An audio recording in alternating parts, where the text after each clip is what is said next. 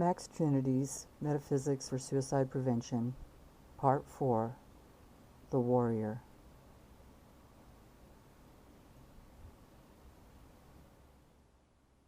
In remote silence, I look to see my own soul looking back at me. The battle. Your prime directive is this: to discover firsthand and in real time what your soul has been and is preparing you for. You can't be grabby about it. It's going to come to you in bits and clues and leads. You're going to discover it by trial and error through direct experiment and experience. You'll be doing this for the rest of your conscious existence, okay? So hunker down and tuck in and begin. And know this: your soul, coming from an eternal perspective, does not mind teasing you a bit. It's not to torture you, even when it feels like that. Okay, ponder this for a minute. How else is your soul going to play with you while you're here under this physical bound notion that you're separate from it? See, when we think of our soul, if we think of it at all, we think of it as invisible.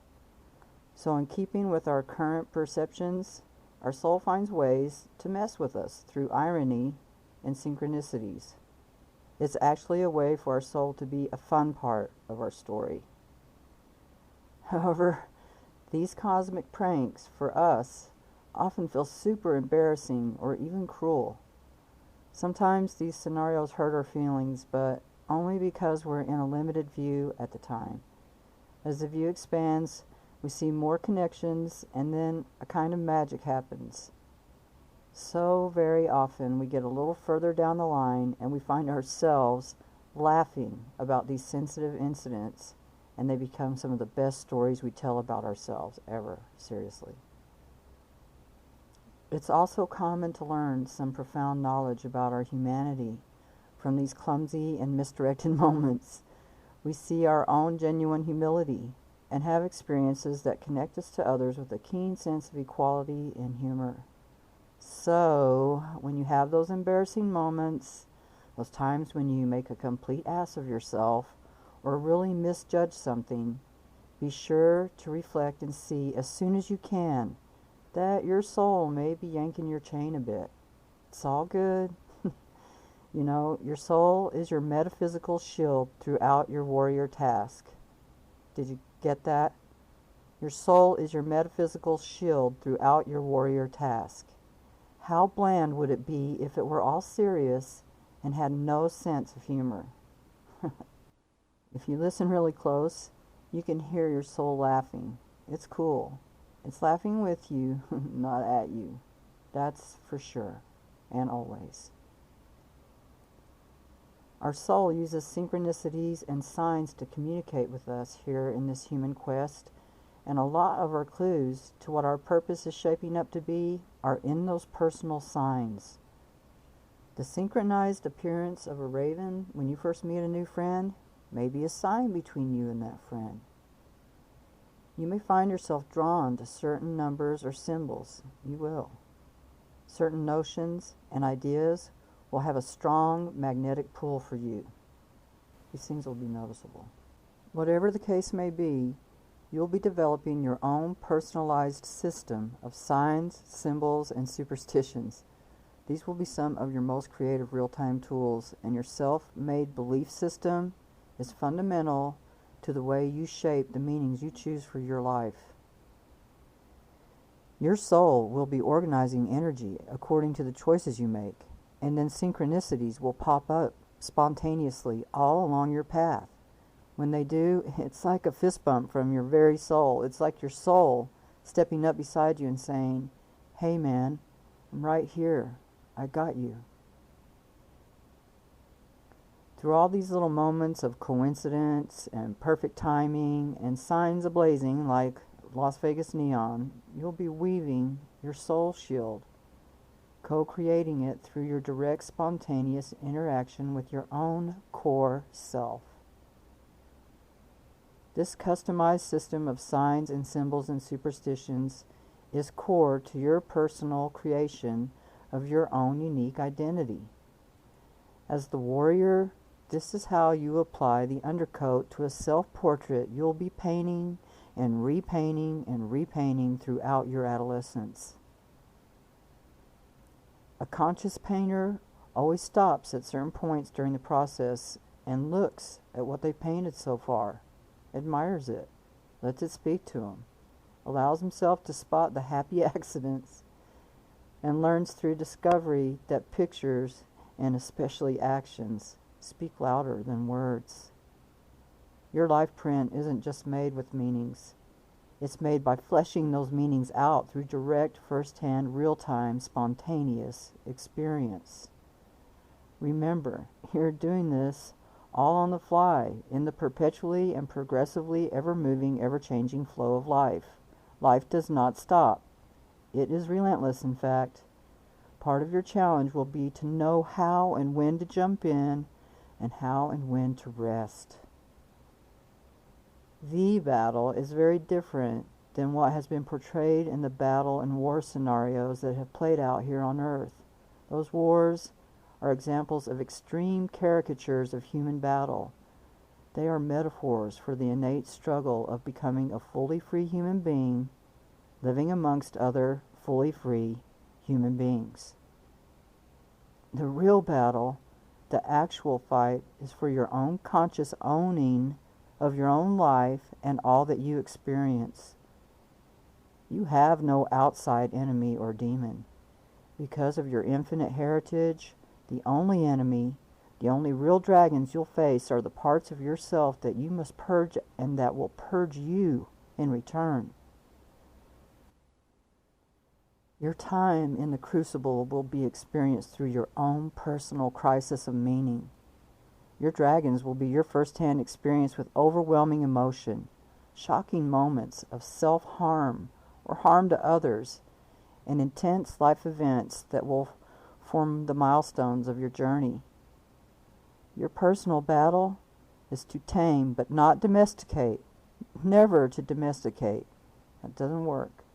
The inborn wildness of your own newly activated freedom. You are entering the realm of true autonomy, of self-governing, and this life is your playground and your proving ground. From here on out, every single conscious and unconscious move you make is shaping your experience. Your expanded space of freedom is huge and vast. Its enormity is overwhelming, and the very real sense of accountability is really intimidating. You could get so much wrong. You could make so many mistakes and misunderstand so much at first, and you will. You'll make lots and lots and lots of mistakes and even feel really stupid at times. You got to realize this from the beginning. There is no such thing as a human who doesn't make mistakes. There isn't. But listen, the cool thing about mistakes is that they are really noticeable, okay? They really stand out, sometimes more than we'd like, and they make it easy. They make it easy to see where you went wrong and where to make your course correction. It's way more challenging to see your successes and how you pulled them off. Success is so slippery. It's smooth and seamless. It leaves you mystified at your own self. You have to be able to focus in a very skillful way to catch your successes, and that skilled focus is called your personal intuition. You can precog events with your intuition, and then when they come to pass, you know that you're seeing clearly. You can use your intuition on the fly, which makes it really handy considering the movement of life. And you can use your intuition in times of reflection. You can use your intuition to tease out the meanings that you will assign to your personal experiences of life. Your intuition is your sword of discernment that helps you cut through all the bullshit that you encounter, including your own bullshit. Your other weapon is a magic wand. Humans all have a personal magic wand, and when you reach the adolescent stage of life, your wand becomes both a weapon and a wish maker. Your wand is your use of words. Words have direct energetic power, far-reaching influence, and intense emotional effects.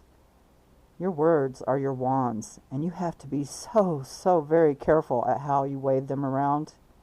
Your personal words are the spells you're casting and creating very real experiences with. When you use your words to do harm, that's the same as cursing. When you use your words to create beauty, to bring understanding, or to demonstrate love, then you freely create bits of heaven. The cursing grows suffering, okay? The bits of heaven grow the most awesome experiences and the richest life journeys you could ever dream of.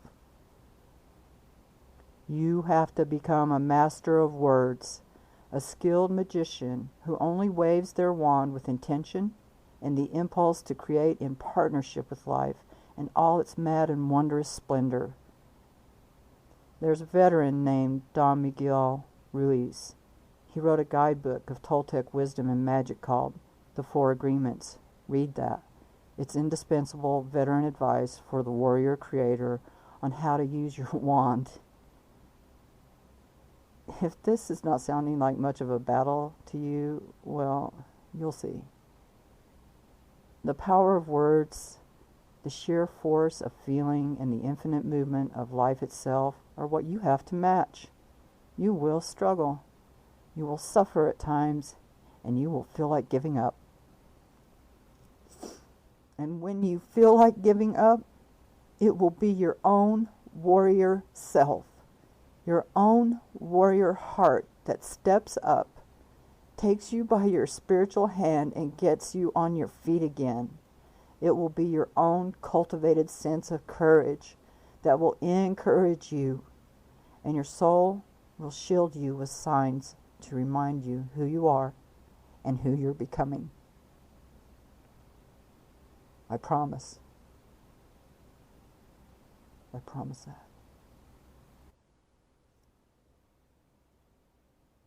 Suicide, the battle for your life.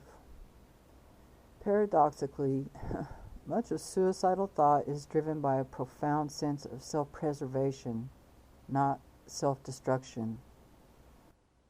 Suicidal thoughts are a direct indicator that a human person is experiencing extreme and chronic emotional pain and spiritual exhaustion from fighting every day just to stay alive and from feeling completely trapped.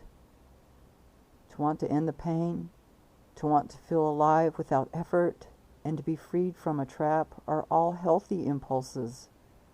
But the signal is not to carry out the deed and kill yourself. No. Listen, I'm going to break text for a minute. Look, I'm one of those people who believes that if you're going to be a drug rehab counselor, that it's really best that you are actually a recovered addict and have had first-hand experience with addiction, not just because it gives you the knowledge, but because it gives you first-hand experience and it gives you a reach that if you don't have those experiences, you're just not going to have that reach. And I want you to know that I'm a veteran of suicide because I tried to kill myself twice when I was 15. And it didn't work, obviously. But I know these feelings firsthand. I know the territory.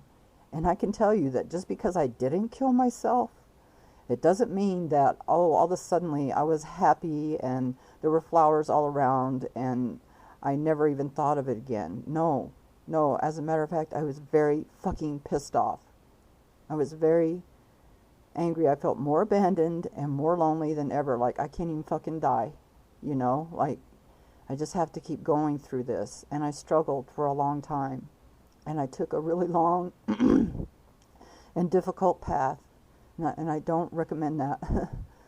But I am glad that I made it.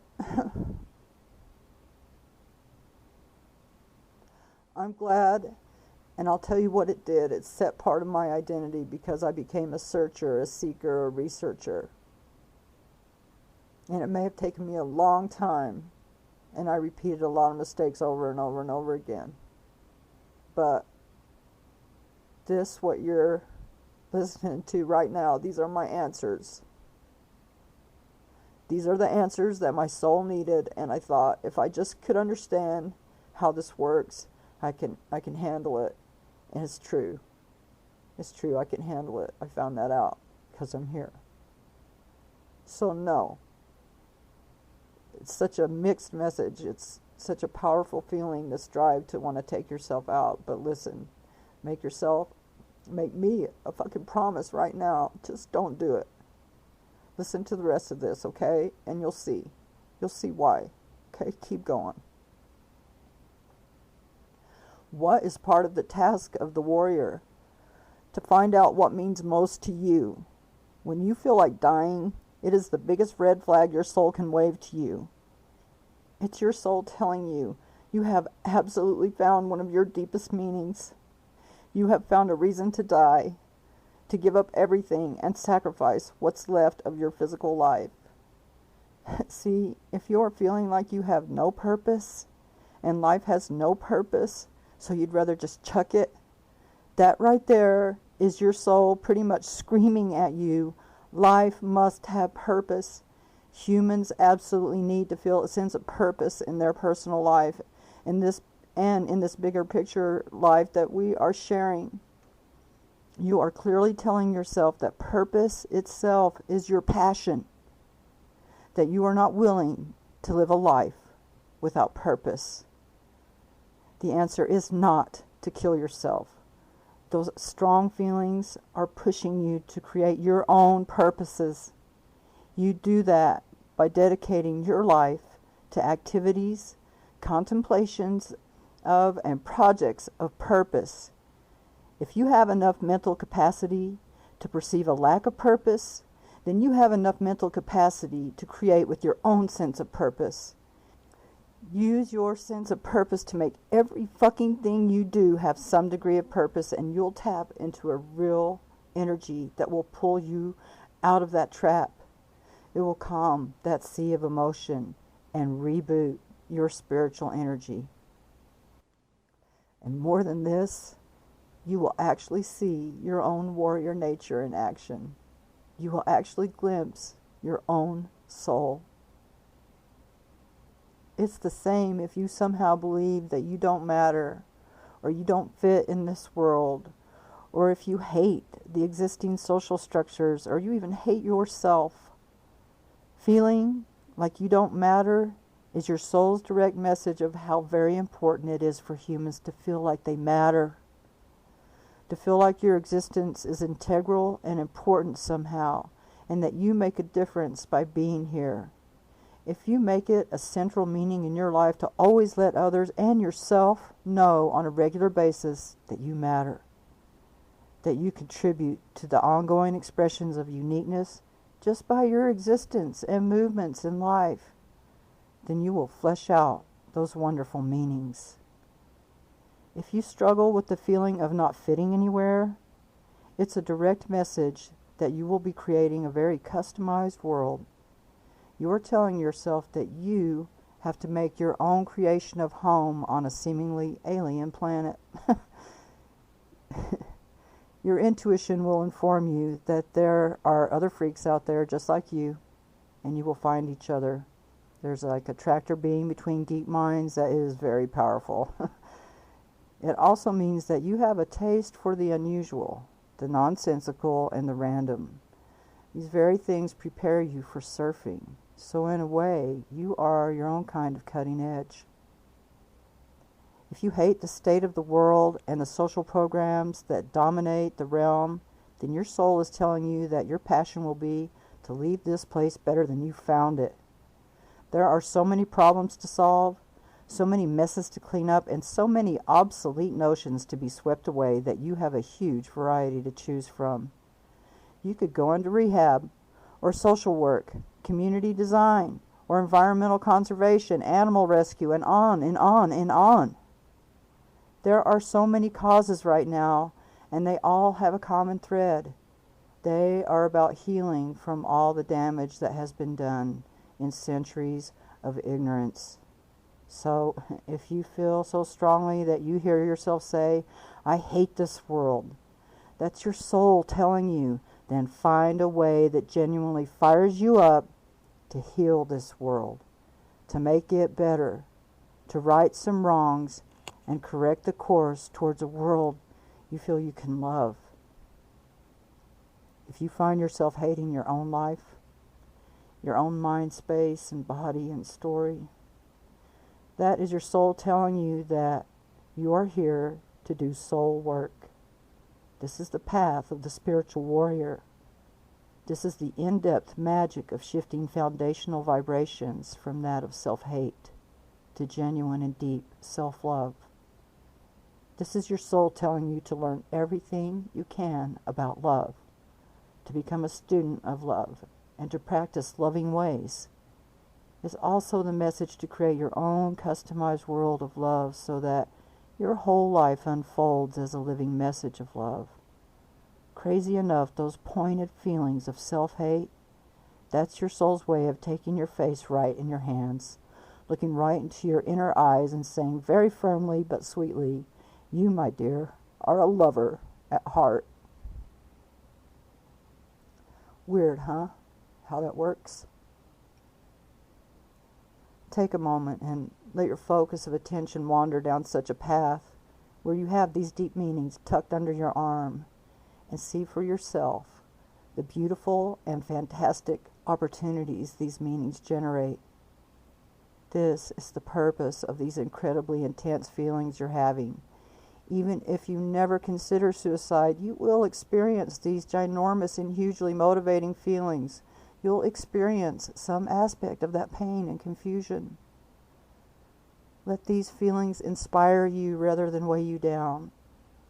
Let them point you to meaningfulness and away from meaninglessness. Allow them to fill you with a genuine sense of purpose. No matter what meanings we choose to create with first, we will eventually travel all these paths of purpose and creating, because in those activities we find the seeds of our surfer nature and feel it whisper from our future to our now self, "Keep going. You're going to make it. And you're going to be so, so glad that you did. You will." Your soul will tell you all these things and more. Your soul will never tell you to kill yourself. It won't. So learn the language of your own soul. Write poetry and songs. Follow closely your own daydreams and random thoughts. Learn every quirk and eccentricity of your soul's communication style. Learn to listen to your soul, because your soul has always been and will always be speaking to you in every way, shape, and form it can find. Your very existence is an expression of your soul and its essence. Know yourself, and you'll know your soul.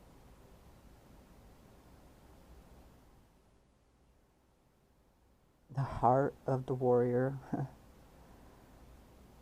When we are creating in the lover aspect, then the lover is the center of the story, and we are living a love-centered meaning. When we are creating in the warrior domain, then the warrior takes center stage, and we create with the intended purpose of our own free self.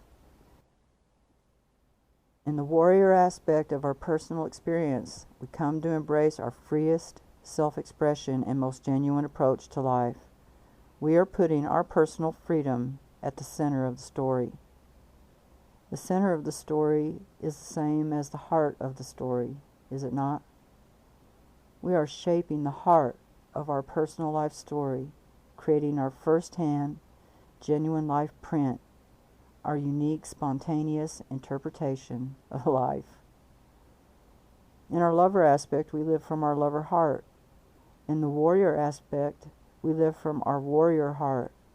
Our warrior heart is the heart of our free spirit, our own self-styled way of being, our individual expression of freedom for freedom's sake itself. We are to now consciously create our own life meaning. We are taking control of the context of our own personal life story. It makes sense that we must be absolutely free in that creation.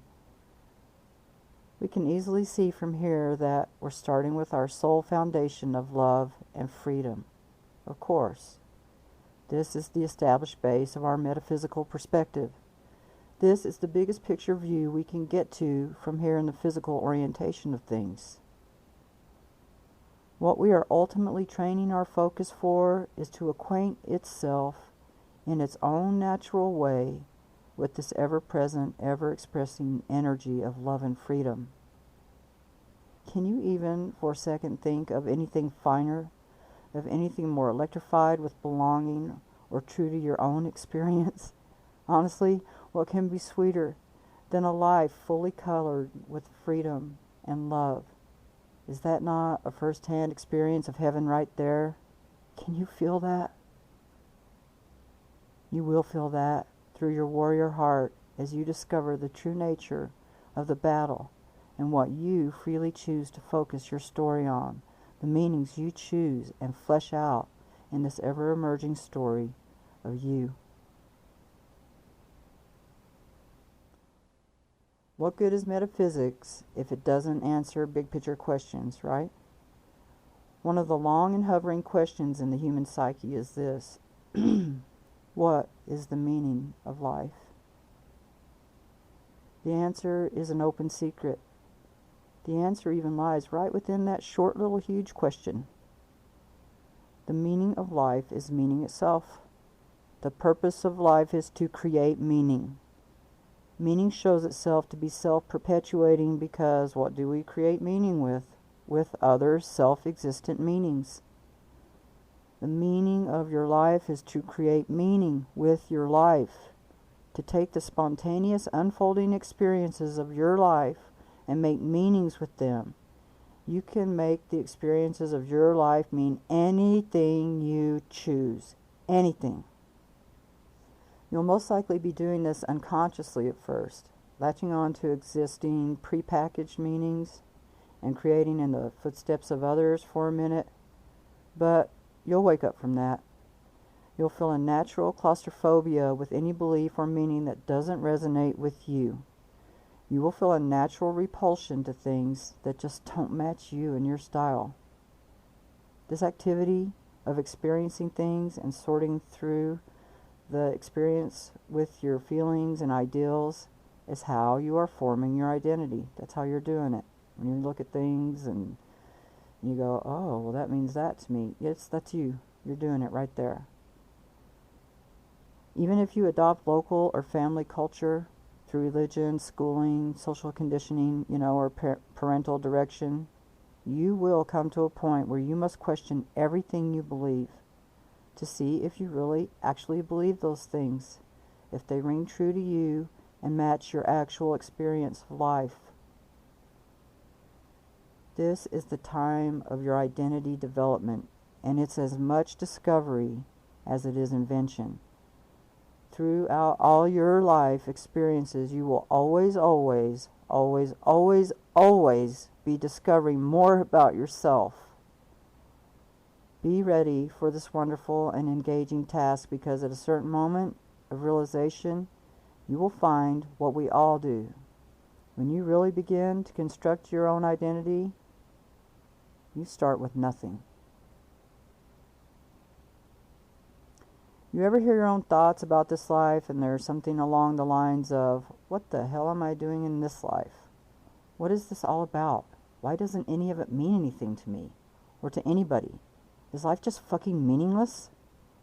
Sometimes despair gets a hold of your focus eyeball and you may have thoughts like, I hate people, I hate being human, and I hate this world. This frustration is a more extreme version of the feeling of confusion in those first questions. It comes down to that metaphysical question again. What is the meaning of life?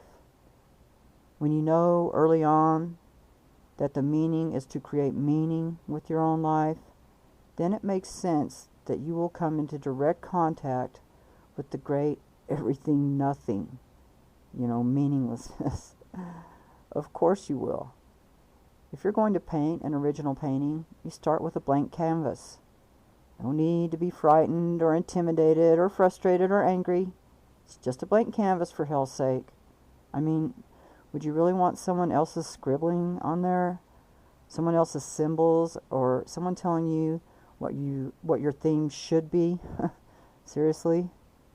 It's all painted by your own hand after all, and it's the same with everyone else. So yeah, it turns out that life is an art form. It's about creating meanings, fleshing them out through expanding experiences, and reflecting on them with added highlights and touches of hindsight and wisdom and a deepening appreciation for real beauty. We are the makers of life interpretations, generators of physical lifetimes, and writers of forever stories. We are makers of life. We are art warriors. Hell yeah. So take on the natural emptiness, the vast void of meaning, the big nothingness that can show itself through insufferable boredom.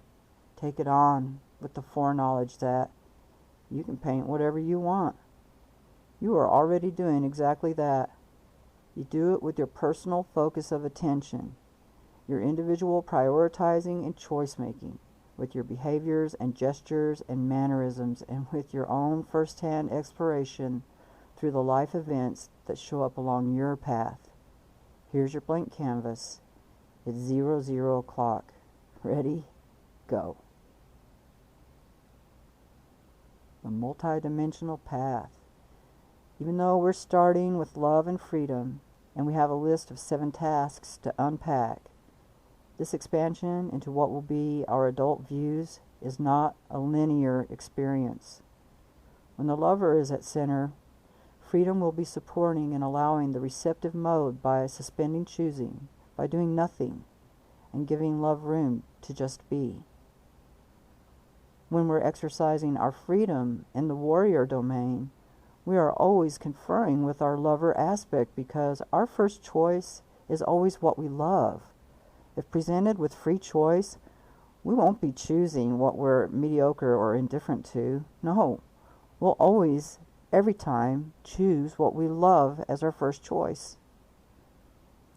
Our choosing reveals what we love, and our loving reception gives our choices the needed attention to cause them to flourish in the mind and condense into real-time, fleshed out, first-hand physical experience. Our love is us, just being through all our experiences. Our freedom is us choosing the experiences we expand our being through. The two are always reciprocating each other. It's pretty fancy how they always happen together. It is. What's even fancier is that some of the other tasks start to naturally emerge simultaneous to this love and warrior action. In order for the warrior to construct meaning, both reflection and a comfort level with paradox are necessary. Reflection is the action of reviewing to see what stands out most to you from your experiences. In reflection, you get to try different meanings onto the experience and see how each one makes you feel. We can have different flavors of the experience each time we look at it through a new meaning. Our experiences naturally repeat and reverberate in our mind. Each time an experience arises, we have a chance to see it differently. If we see it the same way every time, same way, we form a habit of seeing, and we stop seeing anything new. Then the mental repetition becomes mechanical and dreary. Boredom or stagnation will motivate you to trigger a new view, and a new view of any personal experience can shift the whole past and rewrite parts of your story that you thought were finished long ago. This has a sort of retro effect too, and opens up future possibilities that weren't open before that. So you can see that experimenting with meaning and really creating the way you want to requires some reflecting. And here's another overlap with a whole other domain you're expanding into. The same occurs with paradox. To have full free range of choices and meanings, all known meanings must be simultaneously available. This includes meanings that seem like they should cancel each other out or are opposites to each other. It's an all-inclusive arena, so all must be included. Listen, no human personality is one-dimensional. We are all a mixed bag. We have some main characteristics, but there are endless possible sides we could show, and they're not always nice or polite or even predictable. That's part of our wild side. You just never really know where a human being is going to come from or how we'll end up taking things. We also change, and our perspectives shift through experience, so we need the room to be all things and anything that we can come up with. When we're little kidlings, we have only two choices. It's this or it's that. It's right or it's wrong. It's good or it's bad. In adolescence, we're introduced to the paradoxical state that it can be this or that, or neither, or both. It can be good or bad at the same time, and right and wrong get pretty blurry. It's the transition from two-dimensional, flat, linear style choosing to simultaneous, multidimensional, multi-aspect, multi-domain choosing. It's expanded choosing, expanded freedom, and expanded accountability to self. Expanded accountability because now your choice of focus is having far-reaching and multiple effects on all your experiences and the quality of your existence. Paradox can hold all of this activity, where simple duality cannot. It just can't. We're moving away from our dualistic views because they will not be of much use when working in the fields of infinite choice. We have infinite meanings we can apply to our experience, and paradox allows us to get comfortable with that. So it's clear that the warrior starts to gather the other identity aspects in the natural process of creating meaning. It's like having several sets of eyes to see through, and a good warrior knows that this gives you the widest view of the territory.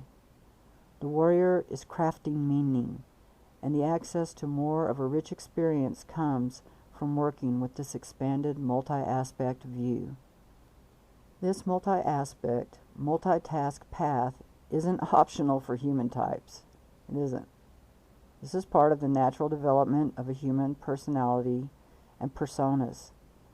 This is just what starts happening and how we start being in the world when the veil of childhood slips from our spiritual and psychological eyes. When that change in our thinking happens, it's like a kind of death.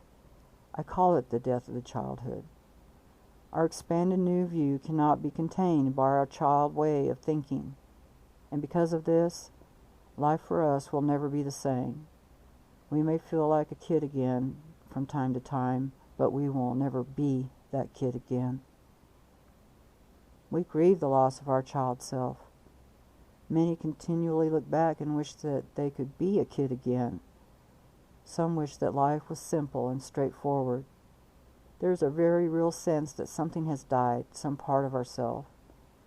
There are those among us who feel such a great and deep sense of loss that it triggers a profound depression. Sometimes, when a person can't find their way through that loss and out of their depression, they give up, and in despair, they take their own life, never even knowing that they were grieving the passing of their own childhood. We need to recognize and even honor the passing of our childhood.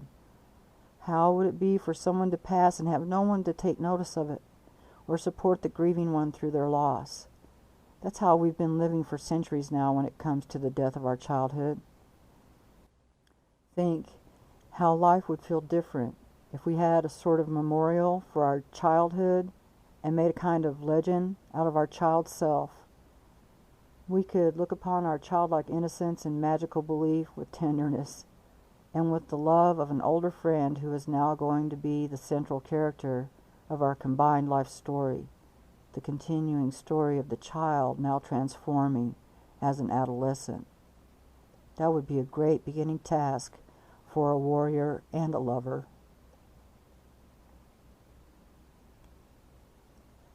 This material is just a sort of map, a guidebook for humans about adolescent human development.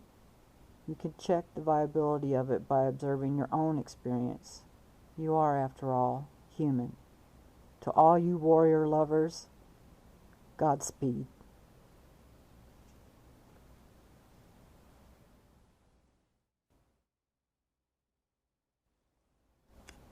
I want to dedicate this video to Aisha Flores Bennett. I call her Sis. She is my lifelong friend, and she's a veteran. She did her warrior time and became so skilled at crafting her own meanings out of whatever life has thrown at her, it's been a lot, that she now demonstrates very real power, real life power in her own life path. She is undeniable. I love you, sis. I believe in you, now and always.